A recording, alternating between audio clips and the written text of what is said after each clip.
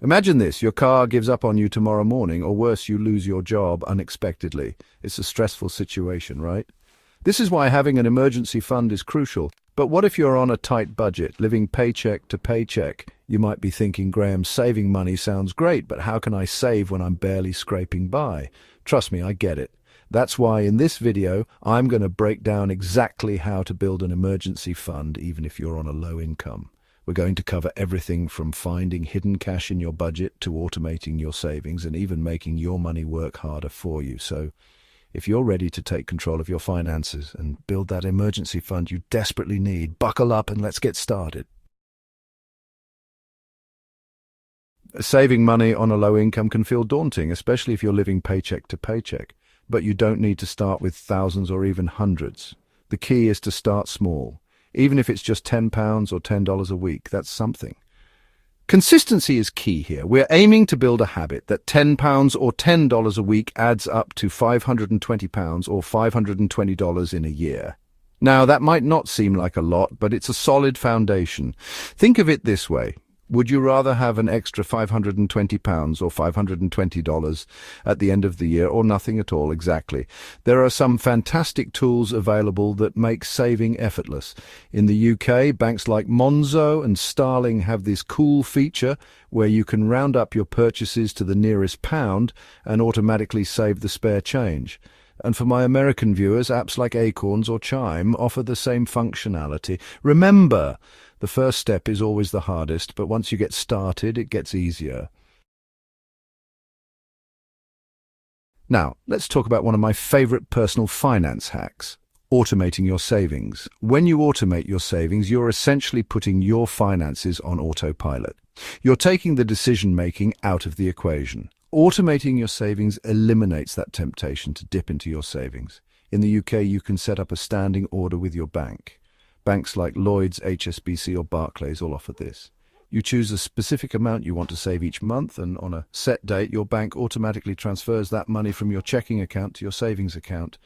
In the USA, you can do the same thing with online banks like Ally or Capital One. They have this feature called auto transfers where you can set up recurring transfers from your checking account to your savings account. The beauty of this is that you don't even have to think about it. It's like paying your future self first. Let's dive into another crucial aspect of building an emergency fund, cutting expenses. You might think there's nothing left to cut, but I can almost guarantee there are hidden expenses lurking in your budget. Think about it, those sneaky subscriptions you signed up for and forgot about, that daily takeaway coffee, or even overpaying for bills like your mobile phone or internet. These small expenses can add up to a significant amount over time. It's all about being mindful of your spending and identifying areas where you can potentially cut back without drastically impacting your lifestyle. In the UK, one of the easiest ways to save money is by switching energy providers.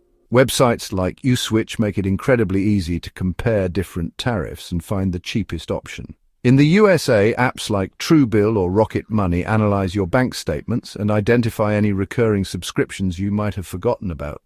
They can even negotiate lower bills for you on things like your internet or phone bill. Even saving an extra £30 or $40 a month by cutting back on unnecessary expenses can make a big difference in the long run. We've talked about cutting expenses, but sometimes cutting back just isn't enough. If you're serious about building an emergency fund quickly, you might need to consider increasing your income. The gig economy has exploded in recent years, and there are countless opportunities to earn extra cash on your own terms. In the UK, apps like TaskRabbit, Fiverr, and People Per Hour are great platforms to find freelance gigs. You can offer your skills in areas like writing, graphic design, virtual assistants, or even just running errands. And for my American viewers, the gig economy is just as booming in the USA. You can try your hand at driving for ride-sharing services like Uber or Lyft, delivering food with platforms like Uber Eats or DoorDash, or even freelancing on websites like Upwork. The key here is to find something that aligns with your skills and interests.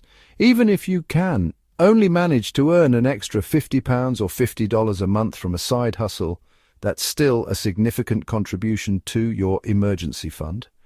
Plus, it's a great way to learn new skills, gain experience, and potentially even turn your side hustle into a full-time income stream down the line.